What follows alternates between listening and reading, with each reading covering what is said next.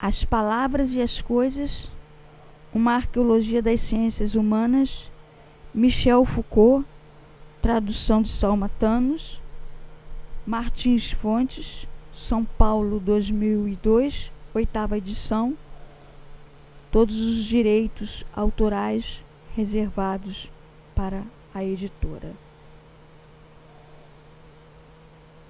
Analítica da finitude.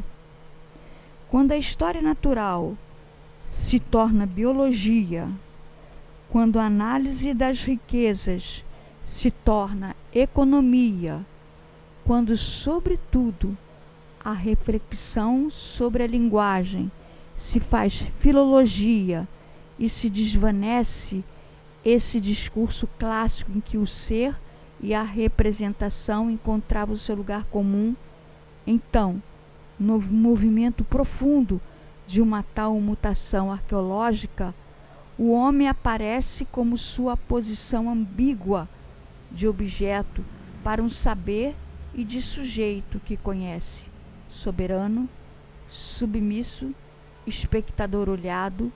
Surge ele aí, nesse lugar, do rei que, antecipadamente, lhe designavam las meninas, mas donde durante longo tempo sua presença real foi excluída, como se nesse espaço vacante, em cuja direção estava voltado todo o quadro de Velázquez, mas que ele, contudo, só refletia pelo acaso de um espelho, e como que por violação, todas as figuras de que se suspeitava a alternância, a exclusão recíproca, o entrelaçamento e a oscilação, o modelo, o pintor, o rei, o espectador, cessassem de súbito sua imperceptível dança, se mobilizassem numa figura plena e exigissem que fosse, enfim, reportado a um olhar de carne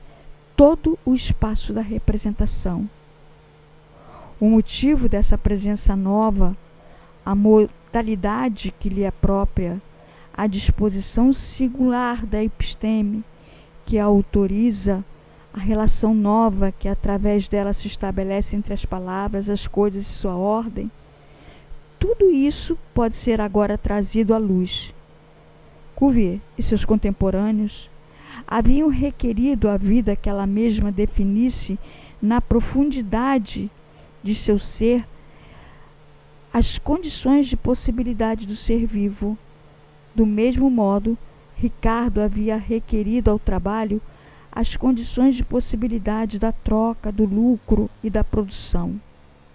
Os primeiros filólogos haviam buscado na profundidade histórica das línguas a possibilidade do discurso e da gramática. Por isso mesmo, a representação deixou de valer para os seres vivos, para as necessidades e para as palavras, como seu lugar de origem e a sede primitiva de sua verdade. Em relação a eles, ela nada mais é, doravante, que um efeito, seu acompanhante mais ou menos confuso numa consciência que os apreende e os restitui. A representação que se faz das coisas não tem mais que desdobrar, num espaço soberano, o quadro de sua ordenação. Ela é, do lado desse indivíduo empírico que é o homem, o fenômeno. Menos ainda, talvez, a aparência de uma ordem que pertence agora às coisas mesmas e à sua lei interior. Na representação, os seres não manifestam mais sua identidade, mas a relação exterior que estabelecem com o ser humano. Este com seu próprio, com seu ser próprio, com seu poder de se fornecer representações, surge num vão disposto pelos seres vivos, pelos objetos de troca e pelas palavras quando, abandonando a representação que fora até então seu lugar natural, retiram-se na profundidade das coisas e se enrolam sobre si mesmos, segundo as leis da vida, da produção e da linguagem.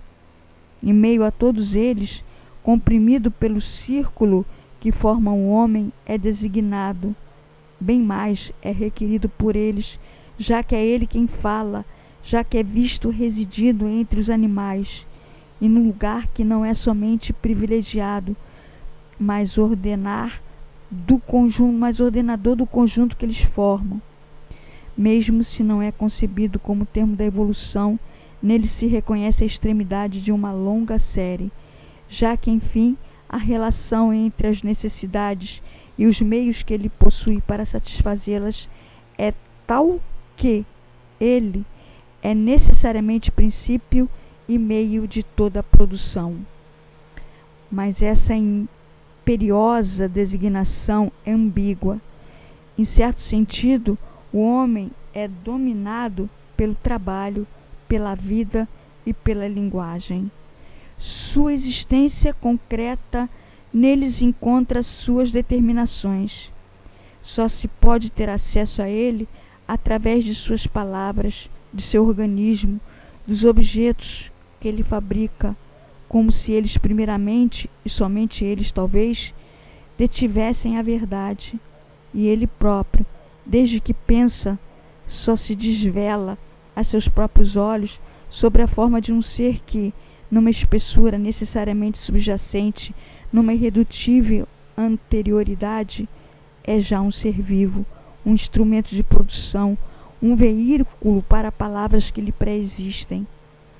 Todos esses conteúdos que seu saber lhe revela exteriores a ele e mais velhos que seu nascimento antecipando.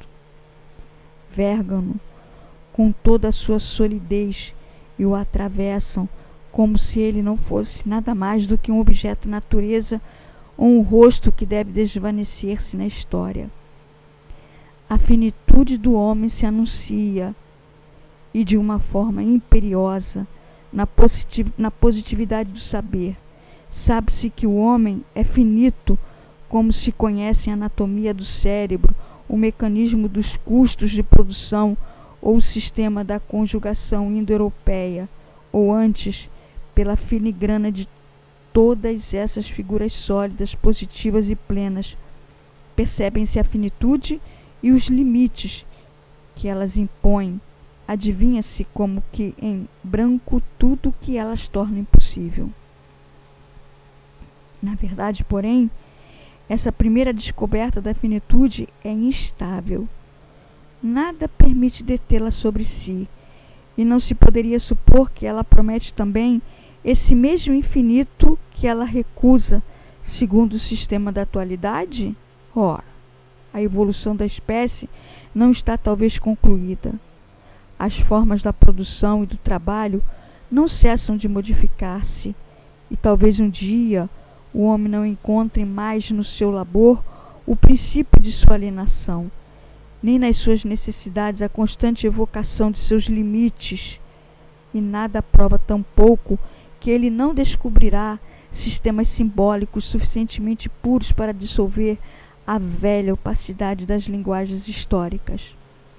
Anunciada na positividade, a finitude do homem se perfila sobre a forma paradoxal do indefinido.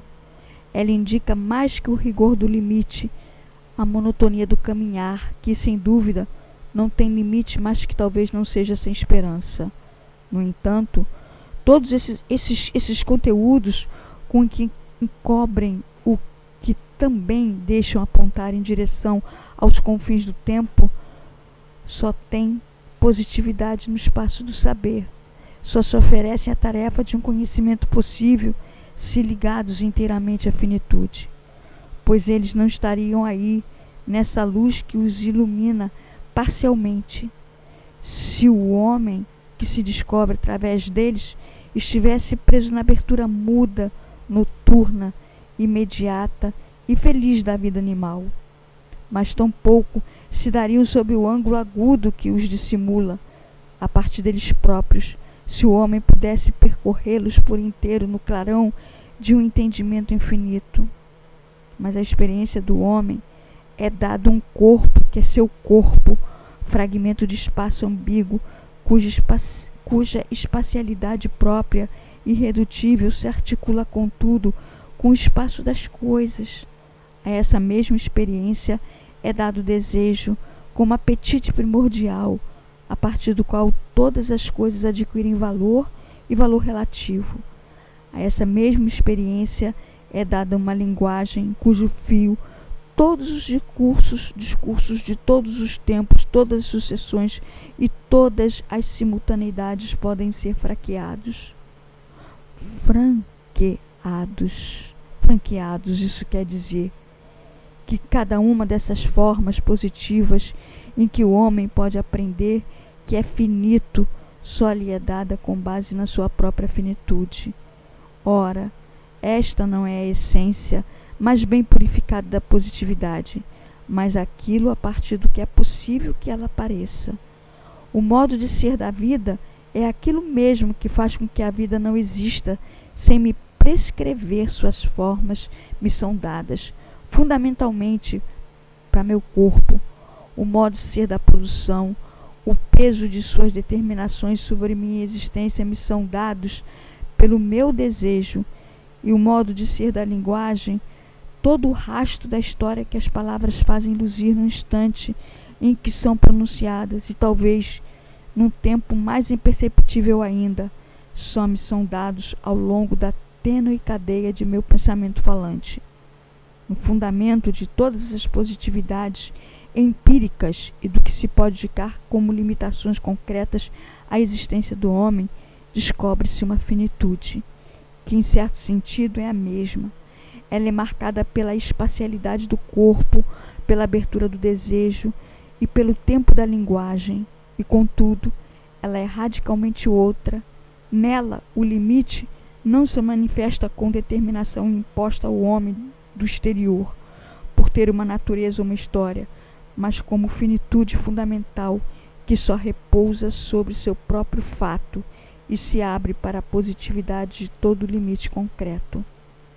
Assim, do coração mesmo da empiricidade indica-se a obrigação de ascender ou, se quiser, de descer até uma analítica da finitude, em que o ser do homem poderá fundar na possibilidade delas todas as formas que lhe indicam que ele não é finito. E o primeiro caráter com que essa análise marcará o modo de ser do homem, ou antes o espaço no qual ele se desenrolará por inteiro, será o da repetição, da identidade e da diferença entre o positivo e o fundamental.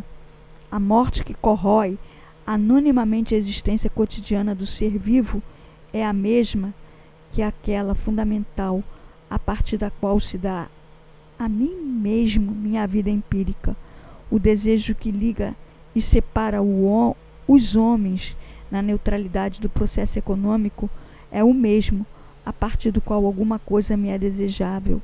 O tempo que transporta as linguagens, nelas se aloja e acaba por desgastá-las. É esse tempo que alonga meu discurso, antes mesmo que eu o tenha pronunciado, numa sucessão que ninguém pode dominar, de um extremo ao outro, da experiência à finitude, responde a si mesma. Ela é, na figura do mesmo, a identidade e a diferença das positividades e de seu fundamento. Vê-se como a reflexão moderna, desde os primeiros esboços dessa análise, se inclina em direção a certo pensamento do mesmo, em que a diferença é a mesma coisa que a identidade, exposição da representação com sua realização em quadro, tal como ordenava o saber clássico.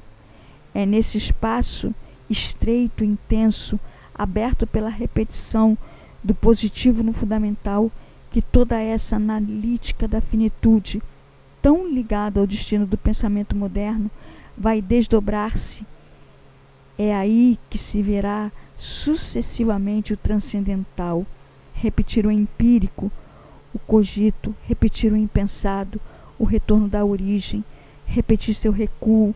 É aí que se afirmará, a partir dele próprio, um pensamento do mesmo irredutível à filosofia clássica. Dir-se-á, talvez, que não era preciso esperar o século XIX para que a ideia da finitude fosse trazida à luz. É verdade que ele talvez a tenha somente deslocado no espaço do pensamento, fazendo-se a desempenhar um papel mais complexo, mais ambíguo, de contorno menos fácil para o pensamento dos séculos 17 e 18. Era sua finitude que constrangiu o homem a viver uma existência animal, a trabalhar com o suor do seu rosto, a pensar com palavras opacas. Era essa mesma finitude que o impedia de conhecer de modo absoluto os mecanismos de seu corpo, os meios de satisfazer suas necessidades, o método para pensar sem o perigoso auxílio de uma linguagem toda tramada de hábitos e de imaginações. Como inadequação ao infinito, o limite do homem explicava tanto a existência desses conteúdos empíricos quanto a impossibilidade de conhecê-los imediatamente. E assim, a relação negativa com o infinito, quer fosse concebida como criação ou queda, ou ligação da alma e do corpo, ou determinação no interior do ser infinito, ou ponto de vista singular sobre a totalidade ou liame da representação com a impressão. Dava-se como anterior à empiricidade do homem e ao conhecimento que dela ele pôde ter. Aquele limite fundava não só movimento, mas sem retorno recíproco nem circularidade, a existência dos corpos, das necessidades e das palavras e a impossibilidade de dominá-los num conhecimento absoluto. A experiência que se forma no começo do século XIX aloja a descoberta da finitude, não mais no interior do pensamento do infinito, mas no coração mesmo desses conteúdos que são dados por um saber finito como as formas concretas da existência finita. Daí o jogo interminável de uma referência reduplicada. Se o saber do homem é finito, é porque ele está preso, sem libertação possível, nos conteúdos positivos da linguagem, do trabalho e da vida. E inversamente, se a vida, o trabalho e a linguagem se dão em sua positividade, é porque o conhecimento tem formas finitas. Em outros termos, para o pensamento clássico, a finitude como determinação positivamente constituída a partir do infinito explica essas formas negativas que são o corpo, a necessidade, a linguagem e o conhecimento limitado que deles se pode ter. Para o pensamento moderno, a positividade da vida, da produção e do trabalho, que tem sua existência, sua historicidade, suas leis próprias. Funda como sua correlação negativa o caráter limitado do conhecimento e, inversamente, os limites do conhecimento fundam positivamente a possibilidade de saber, mas numa experiência sempre limitada, que são a vida, o trabalho e a linguagem. Enquanto esses conteúdos empíricos estivessem alojados no espaço da representação, uma metafísica do infinito era não somente possível, mas exigida. Com efeito, era realmente necessário que eles fossem as formas manifestas da finitude humana e que, no entanto, pudessem ter seu lugar e sua verdade no interior da representação. A ideia do infinito e da sua determinação na finitude permitia uma coisa e outra. Mas quando os conteúdos empíricos foram desligados da representação e envolveram em si mesmo o princípio de sua existência, então a metafísica do infinito tornou-se inútil. A finitude não cessou mais de remeter a ela própria, da positividade dos conteúdos às limitações do conhecimento e da positividade limitada desde o saber limitado dos conteúdos. Então, todo o campo do pensamento ocidental foi invertido. Lá onde outrora havia correlação entre uma metafísica da representação e do infinito e uma análise dos seres vivos, dos desejos do homem e das palavras de sua língua, vê-se constituir-se uma analítica da finitude e da existência humana, e em oposição a ela, mas numa oposição correlativa, uma perpétua tentação de constituir uma metafísica da vida, do trabalho e da linguagem. Mas isso não passa jamais de tentações, logo contestadas e como que minadas por dentro, pois não pode haver metafísicas medidas pelas finitudes humanas, metafísica de uma vida que converge para o homem, ainda que nele não se detenha, metafísica de um trabalho que libera o homem, de modo que o homem, em troca, possa dele liberar-se, metafísica de uma linguagem que o homem pode reapropriar-se na consciência de sua própria cultura, de sorte que o pensamento moderno se contestará nos seus próprios arrojos metafísicos e mostrará que as reflexões sobre a vida, o trabalho e a linguagem, na medida em que valem como analíticas da finitude, manifestam o fim da metafísica. A filosofia da vida denuncia a metafísica como véu da ilusão e do trabalho, a denúncia como pensamento alienado e ideologia, a da linguagem como episódio cultural. Mas o fim da metafísica não é senão a face negativa de um acontecimento muito mais complexo que se produziu no pensamento ocidental. Esse acontecimento foi o aparecimento do homem. Não se deveria, contudo, crer que ele surgiu de súbito no horizonte, impondo de maneira irruptiva e absolutamente embaraçosa para nossa reflexão.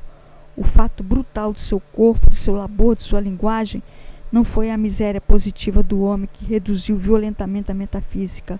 Sem dúvida, ao nível das aparências, a modernidade começa quando o ser humano começa a existir no interior de seu organismo, na concha de sua cabeça, na armadura de seus membros, em meio a toda a nervura de sua fisiologia, quando ele começa a existir no coração de um trabalho, cujo princípio o domina e cujo produto lhe escapa, quando ele aloja seu pensamento nas dobras de uma linguagem tão mais velha que ele, não pôde dominar-lhe as significações reanimadas, contudo, pela insistência de sua palavra. Porém, mais fundamental, nossa cultura transpôs o limiar a partir do qual reconhecemos nossa modernidade, no dia em que a finitude foi pensada numa referência interminável a si mesma. Se é verdade, ao nível dos diferentes saberes, que a finitude é sempre designada a partir do homem concreto e das formas empíricas que se podem atribuir à sua existência, ao nível arqueológico que descobre o a priori histórico e geral de cada um dos saberes, o homem moderno. Esse homem determinável em sua existência corporal, laboriosa e falante, só é possível a título de figuras da finitude. A cultura moderna pôde pensar o homem, porque ela pensa o finito a partir dele próprio. Compreende-se, nessas condições, que o pensamento clássico e todos os que o procederam tenham podido falar do espírito e do corpo do ser humano, de seu lugar tão limitado no universo, de todos os limites que medem seu conhecimento ou sua liberdade, mas que nenhum dentre eles jamais conheceu o homem tal como é dado ao saber moderno. O humanismo do Renascimento, o racionalismo dos clássicos podem realmente ter conferido um lugar privilegiado aos humanos na ordem do mundo, mas não puderam pensar o homem.